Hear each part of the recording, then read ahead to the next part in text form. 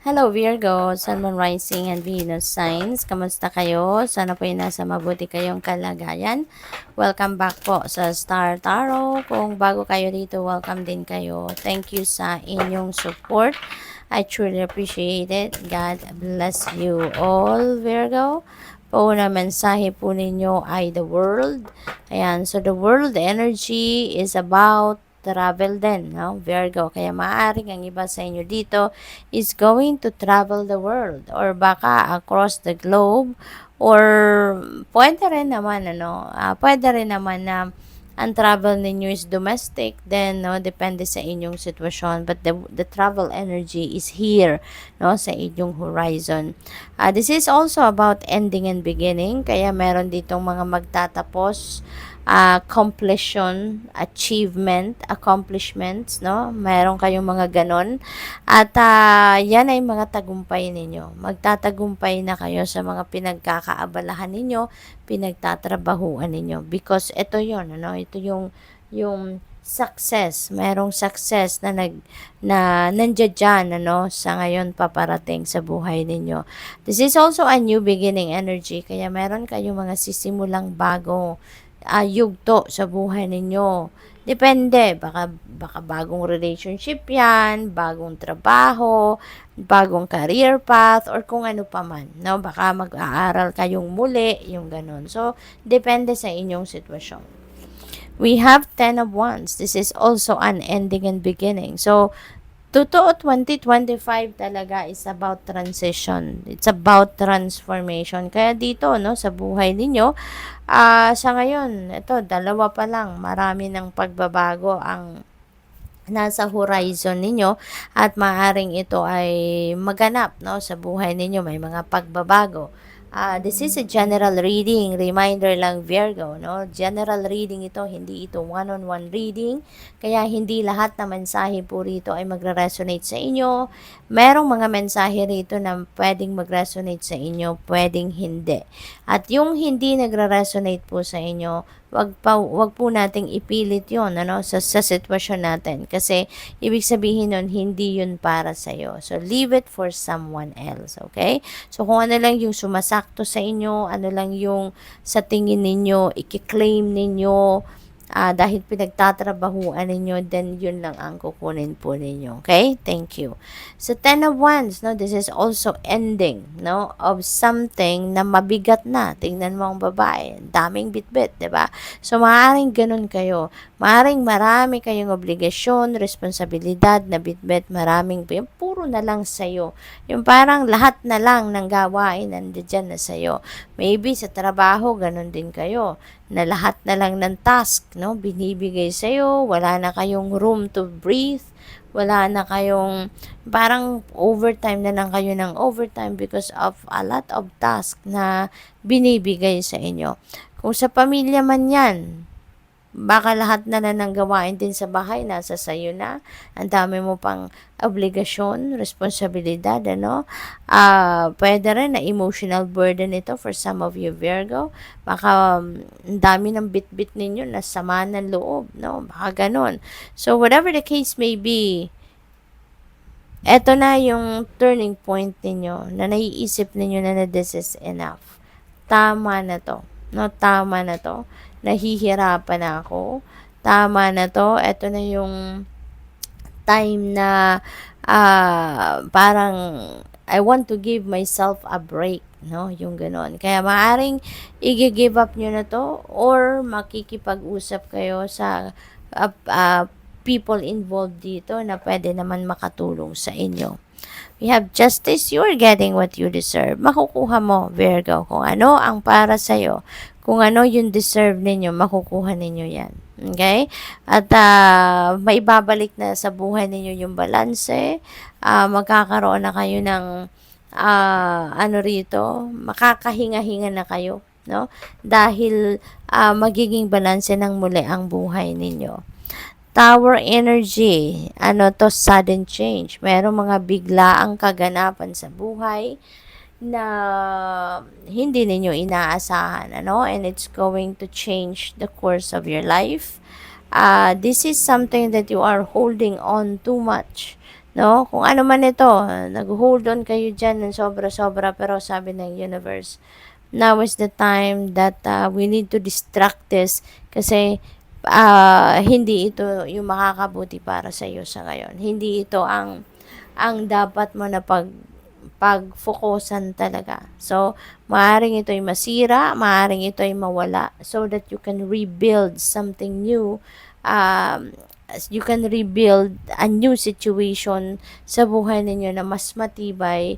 Yun ang para sa'yo. Doon ang lugar ninyo. Yung ganon. So, this may be overwhelming para sa'yo. Kung ano man ito, trabaho, career, negosyo, pamilya, regardless kung ano man ito, no? Yung sa una magugulat kayo kasi hindi ninyo ito plinano. Bigla na lang itong mangyayari.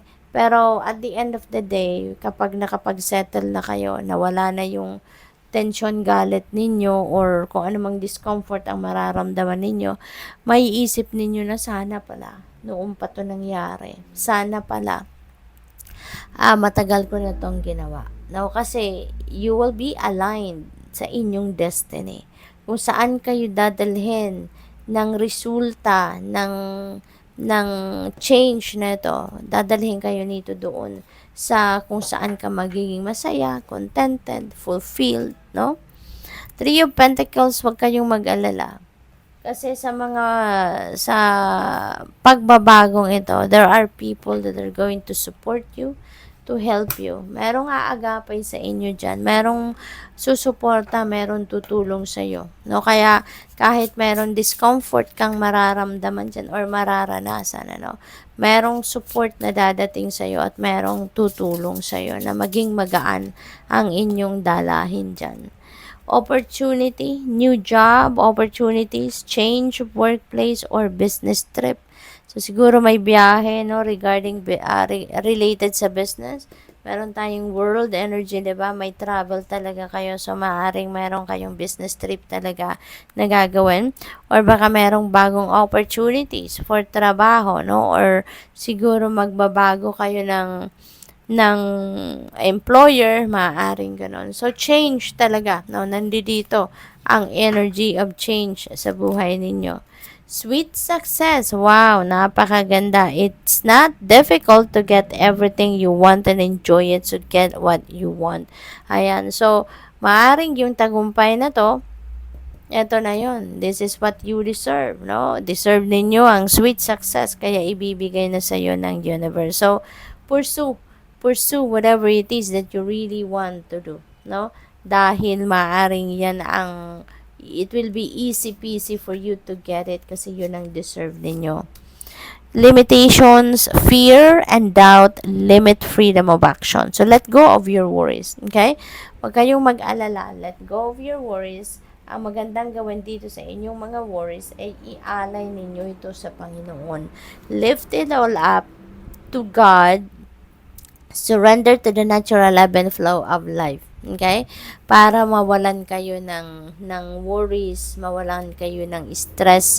Kasi, yung mga takot na yan, yun ang nagpapa-worry sa inyo. No? At kung hahayaan ninyong matatakot kayo, hindi kayo makakarating sa dapat ninyong mapuntahan. Hindi kayo mapupunta sa tagumpay ninyo. Hindi ninyo to makukuha si sweet success. Kasi kung matatakot kayo, for sure, it will hold you back from taking action, hindi ba? So, kung nasaan kayo ngayon, mapapako kayo dyan kung patuloy kayong matatakot. 'Di ba? Kaya tanggalin na yung doubt sa sarili, tanggalin na yung takot na yan kasi alalahanin ninyo, Virgo, you are equipped, no? You are equipped with talents, skills, and gifts. Gamitin ninyo yan para sa ikakatagumpay ninyo. Take action, no? Take action. Kung anong mga pangarap ninyo, ano man ang mga goal ninyo, take action towards that. Huwag kayong matakot, no? Humingi kayo ng guidance sa Panginoon. Humingi kayo ng tulong sa mga tao. Then, for sure, no? Kapag nagte-take action tayo, tutulungan tayo ng universe. 'Di ba? Kapag nagsisikap tayo, tutulungan tayo. Pero kung wala tayong ginagawa, paano naman tayo tutulungan hindi nga tayo gumagawa. Hindi naman tayo nagte-take action, hindi ba? So, hindi alam, 'di ba? Kung papaano tayo gagalaw, saan tayo pupunta if hindi naman tayo talagang we're not getting on our feet, 'di ba? At magpursige. Kaya ang tinutulungan yung nagpupursige, yung nagte-take action. Hindi lang yung nangangarap, hindi ba? Gift, you will discover new talents that will lead to new opportunities. Use opportunities that arise. Ayan. So, may mga oportunidad na paparating, no? So, gamitin natin yon, take advantage of it. Kasi maaaring ito na yon, yung mga game changer na opportunities na maghahatid sa inyong tagumpay, maghahatid sa inyong mga pangarap, hindi ba? So, tignan natin kung ano pa ang mga mensahe para sa'yo. We have imagination. Let your dreams take flight. You know what, Virgo? Siguro talaga mayroong mga oportunidad ngayon na sumusulpot ngayon sa inyo na makakatulong sa iyo para na masimulan mo ng pag-take action patungo doon sa pagkamit ninyo ng inyong mga pangarap. No? So, take advantage of that opportunity kung ano man yan, kasi kayo lang din naman na nakakaalam kung ano ang gusto ninyo, kung ano ang pangarap ninyo. So, tingin kayo, no? Look around. Buksan ninyo ang inyong mga mata, ang inyong tenga at ang inyong sarili para sa pag-welcome ng mga opportunities na to, para na matulungan kayo na makamit ninyo ang inyong mga dreams. Abundance, wow, napakaganda. This is abundance of blessing. Count your blessings. This is abundance of money. This is abundance of love, abundance of opportunity, abundance of anything in the world, no? Virgo, na maaaring ibigay sa inyo ng Divine Universe. Kaya napakaswerte ninyo. You're going to be very abundant and prosperous at this time. Insight, be open to enchantment. Ayan, divinely guided kayo. You are so blessed. Napakaswerte ninyo. Divinely guided kayo. Pinapadalhan kayo sa ngayon ng mga siguro signs, symbols, and synchronicities to guide you on how you're going to navigate your current circumstances, Virgo. Kaya napakaganda nito. Kung makikinig kayo sa guidance ng Panginoon, for sure mapupunta kayo kung saan kayo dapat. No, magagawa ninyo kung ano man ang mga nararapat ninyong gawin sa ngayon. Good luck. Thank you for watching. Love and light. Namaste.